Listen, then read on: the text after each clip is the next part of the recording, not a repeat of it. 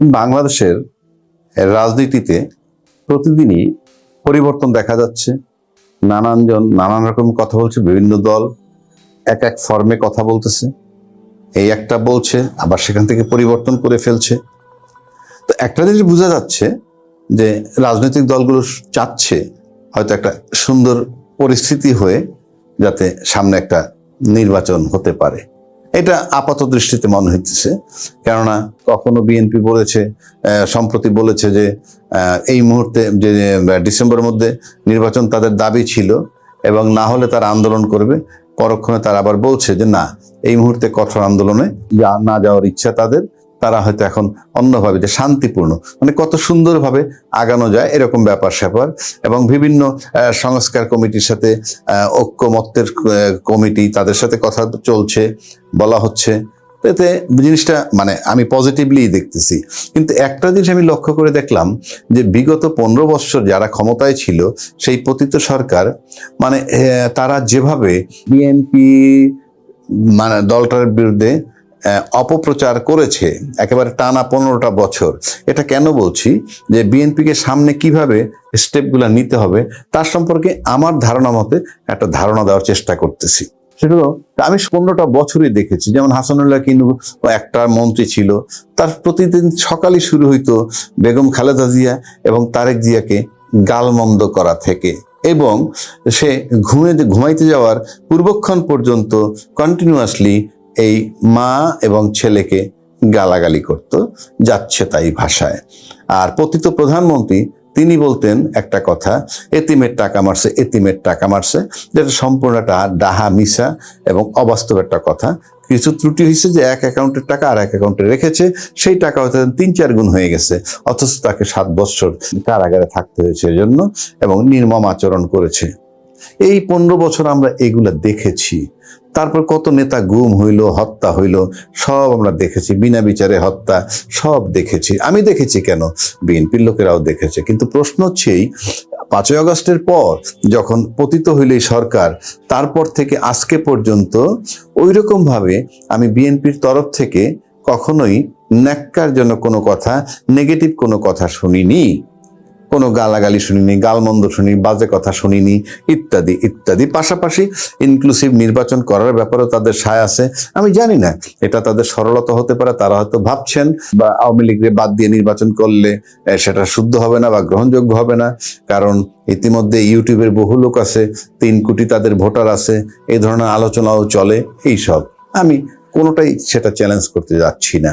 কিন্তু আমি যে বিষয়টা ভাবতেছি যে মানে এই ধারণা কেন তাদের হলো। যেমন আমরা সম্প্রতি একটা জিনিস দেখি যে প্রত্যেকটা ঘটনা আমাদের খেয়াল রাখতে হবে। আমরা মার্চ টু গাজা আমরা একটা সমাবেশ দেখেছি, অসম্ভব সংখ্যক লোক, প্রচুর লোক, এবং মূলত সেখানে মুসলমান, বলবো মুসলমান তো আমরা সবাই, কিন্তু ইসলামী ফোর্সের বা ইসলামী যে দলগুলো তাদের সমাবেশটা মূলত হয়েছে। এখন প্রশ্ন হচ্ছে যে এটা একটা ভালো জিনিস, যদি আমি এটা নিয়ে বলছি যে আজকে আপনাদের এত শক্তি, এত ক্ষমতা প্রদর্শন করলেন, কিন্তু শেখ হাসিনা যে গত 15 বছরে যে জুলুম করছে তখন এই ফোর্সটা কোথায় ছিল, এটা বলেছি। কিন্তু এই যে শক্তিটা ওনারা দেখাইলেন বা ফোর্সটা সমবেত হইলেন, তারা হয়তো সরল বিশ্বাসে এটা করেছেন, এবং এখানে অনেক দামি দামি লোকও গেছে, রাজনৈতিক লোকজনও গেছে, সুপরিচিত লোকজন গেছে ইসলামী ফোর্সের এই ডাকা সমাবেশে। কিন্তু প্রশ্নটা হলো এই যে সমাবেশটা হলো, এই সমাবেশ হওয়ার পর বাংলাদেশে কিন্তু যাদেরকে দীর্ঘদিন ট্যাগ লাগাইছে শেখ হাসিনা, এই ট্যাগ লাগানোর লোক কিন্তু এরা, মানে এদের বিরুদ্ধে ট্যাগটা লাগিয়েছে ইসলামী ফোর্সের বিরুদ্ধে। কিন্তু আজকে আমার কাছে মনে হয় যে এই যে ইসলামী ফোর্স, এই ইসলামী ফোর্সটার ভিতরে আমি জানি না, আমার কাছে ডেটা নাই, সেখানে যে আওয়ামী লীগের লোকজন ছিল না আমি কেমনে বুঝবো? এখন প্রশ্ন করতে পারেন আওয়ামী লীগের লোকজন ওখানে গিয়ে লাভটা কি? আওয়ামী লীগের লোক গেলে একটা বিরাট গ্যাদারিং হলো। সেই গ্যাদারিংটা কি, যে আওয়ামী লীগ যদি শো করতে চায় বিশ্ববাজারে যে বাংলাদেশে দেখেন যে ইসলামী মৌলবাদের বিরুদ্ধে আমি ছিলাম, ইসলামী ফোর্সের বিরুদ্ধে আমি ছিলাম, তারা কিন্তু এখন জাগ্রত হইতেছে বিকজ অফ ইউনুস গভর্নমেন্ট। সুতরাং এটা একটা বার্তা দেয়া যে তাকে ক্ষমতায় রাখা যাবে না, তাইলে ইসলামী ফোর্স বা এক্সট্রিমিস্ট, যেটা শেখ হাসিনার ভাষায়, তারা আসতে পারে। আমি এটা বলছি যে আসবে কি আসবে না, হবে কি হবে না সেটা না, কিন্তু প্রশ্ন হচ্ছে প্রত্যেকটা ঘটনার ভিতরেই এক বা একাধিক কারণ থাকে। তার একটা হইলো এটা, সেটা হয়তো যারা আন্দোলনের ডাক দিচ্ছেন, মানে সমাবেশের ডাক দিয়েছেন সরল বিশ্বাসে, কিন্তু সেটাকে পতিত সরকার অন্যভাবে ক্যাশ করেছে।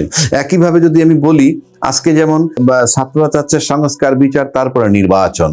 আমি রাজনৈতিক দলের কথাগুলো বাদ দিয়ে দিই, জানি জামাত ইসলামও যেমন রোজার আগে নির্বাচন চেয়েছে, আবার তারা বলছে এই সংস্কার, বিচার এগুলা চেয়েছে, এগুলা না হইলে তারা নির্বাচন করবে না, এটা এই শর্তগুলা মেনে করতে হবে। আর ছাত্ররা বলেছে এগুলো না হলে নির্বাচন করতে দেবে না। এখন প্রশ্ন হচ্ছে, শেখ হাসিনা যে নির্মম মহিলা ছিলেন, সে যখন ক্ষমতাতে চলে গেছে, উনি নিশ্চিত হয়ে গেছেন ওনার পরিবার, উনি এবং ওনার পরিবার বোধহয় বাংলাদেশের মাটিতে আর ক্ষমতায় আসবে, এটা উনি মোটামুটি নিশ্চিত। এখন ওনার যে ক্যারেক্টার আমরা দেখেছি সেটা হলো এই যে আমি যদি না খেতে পারি আরেকজনকে খেতে দিব না। সুতরাং এই মুহূর্তে বাংলাদেশ যাচ্ছে তাই বাংলাদেশ হয়ে গেল, তার কিছুই আসে যায় না। এই বাংলাদেশ টুকরা টুকরা হয়ে গেল, তার কিছু আসে যায় না। এটা হলো তার জেলাস বা হিংসা, এই নেচারের মহিলা সে। এখন প্রশ্ন হচ্ছে যে বিএনপি এবং আওয়ামী লীগ, আমরা সবসময় দেখছি যে এটা আবাহনী মোহামেডানের মতো লড়াই, আবাহনী এবং মোহামেডান, মানে অর্থাৎ আমরা দেখেছি আবাহনী মোহামেডানের ভিতরে কেমন লড়াই থাকতো।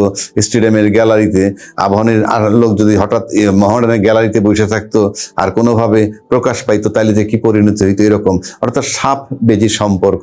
এবং আজকে হয়তো বিএনপি মনে করতেছে যে এরকম একটা পরিস্থিতিতে যদি নির্বাচন হয় এবং ছাত্ররা একটা দল করেছে, জামাতও ভালো করে তাদের প্রচার প্রসারণা চালাচ্ছে, সুতরাং সামনে যদি এমন একটা পরিস্থিতি হয় যে ইলেকশনের জন্য ভালো ভোট দরকার, যেহেতু ইতিমধ্যে ইউনূস সাহেবের একটা সমর্থন দেখা যাচ্ছে, আবার কেউ কেউ বলতেছে ইউনূস সাহেবকে 5 বছর দেখতে চাই, এই সব কিছু মিলিয়ে একটা চিন্তা ভাবনা আসতে পারে যে সামনের ইলেকশনে হয়তো বিএনপি ভাবতেছে যে আওয়ামী লীগের সমর্থন যদি পায় সেটা তাদের জন্য মঙ্গলজনক, লাভজনক। কিন্তু আওয়ামী লীগ এমন একটা দল যার ভিতরে, যেহেতু বললাম 15 বছর আওয়ামী লীগ বিএনপি নিন্দা করছে, অথচ বিএনপি তার উল্টোটা করছে, অর্থাৎ কোনো নিন্দা করতেছে না। সুতরাং আওয়ামী লীগরে মানে বিশ্বাস করে সেটার একটা বেকায়দায় যে পড়বে না, তার কোনো গ্যারান্টি নেই। এই কারণে যে আওয়ামী লীগ তার ক্ষমতায়, মানে শেখ হাসিনা পরিবার ক্ষমতায় আসবে না, সুতরাং সেও চাইতে পারে বিএনপি যাতে কোনোভাবে ক্ষমতায় না আসে, কারণ সে যেহেতু আসবে না, সুতরাং এখন আর দেশের প্রতি তার মায়া নাই, আমি নিশ্চিত করে বলতে পারি। তো সুতরাং আজকে যদি নির্বাচনী তফসিল দেয় ইউনূস সাহেব, আর কোনো কারণে যদি ছাত্ররা বা যারা নির্বাচন চায় না বা সংস্কার বিচারের আগে এরকম একটা পরিস্থিতি যদি আসে, তাহলে সেক্ষেত্রে তারা নির্বাচন বানচাল করার জন্য মাঠে নামে, সেক্ষেত্রে যদি এটা দেখে যে না, এই যে বানচাল করার জন্য নেমেছে, এটা করতে পারলে, এটা যদি ত্বরান্বিত করা যায়, তাহলে নির্বাচন যদি না হয়, অ্যাটলিস্ট বিএনপি ক্ষমতায় গেল না, যদি নির্বাচন বাতিল হয়ে যায়, সেক্ষেত্রে ছাত্র হয়তো জানবেও না, ছাত্র তাদের মতো আন্দোলন করবে, কিন্তু নেপথ্যে তারা এই আন্দোলনকে ত্বরান্বিত করার জন্য ছাত্রদের নলেজ ছাড়াই তাদের সাথে যোগ দিয়ে দিতে পারে এবং সেটা করতে পারে। এটা বলার পিছনে কারণ হলো এই, বিএনপিকে খুব সতর্কতার সাথে এগুতে হবে যে সামনে আওয়ামী লীগ যদি বিএনপি ভেবে থাকে তার বন্ধু, তাহলে সে বিশাল ভুল করবে। সুতরাং আমি মনে করি এটা অন্যভাবে চিন্তা করতে হবে। সেটা হইল, ছাত্ররা যেহেতু মাঠে আছে, তাদের সাথে সমন্বয়, অন্যান্য রাজনীতি আছে তাদের সাথে সমন্বয় করে সুন্দর সংস্কার, গ্রহণযোগ্য সংস্কার, তারপরে তো একটা নির্বাচন নিতে পারে, সেই দিকটায় যেতে হবে।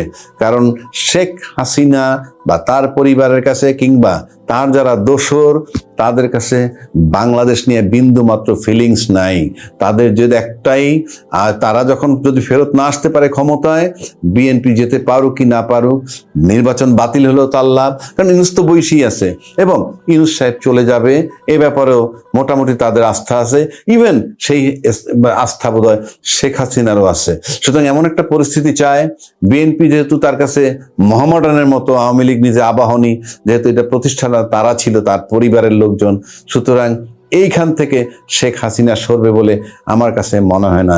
সুতরাং ছাত্ররা যদি মাঠে নামে এবং আওয়ামী লীগ যদি দেখে যে নির্বাচন বানচাল করতে পারলে জেদ মেটে তাদের যে বিএনপিকে আসতে দিলাম না, সেক্ষেত্রে ছাত্র হয়তো জানবেও না, কিন্তু তাদের আন্দোলনে যোগ দিয়ে দিবে। যেমনিভাবে ইসলামী দলগুলো যখন গাজার পক্ষে একটা সমাবেশ ডাকছে, আমার ধারণা সেখানে আওয়ামী লীগের লোক ওখানে গেছে। কোন স্বার্থে? বিশ্বকে দেখানোর জন্য ইসলামী ফোর্স জাগ্রত হয়েছে। এটাই হলো আওয়ামী লীগ। যারা করেছেন তারা সরল বিশ্বাসে, কিন্তু তারা যে গেছেন সেখানে এই সমস্ত দুরভিসন্ধি থাকতে পারে, কারণ এটা হইল আওয়ামী লীগ। সুতরাং বিএনপিকে মাথায় রাখতে হবে কিভাবে সুন্দর কৌশলে ইউনূস সাহেবের কাছে থেকে নির্বাচনটা আদায় করে গন্তব্যে বা লক্ষ্যে পৌঁছাতে পারে।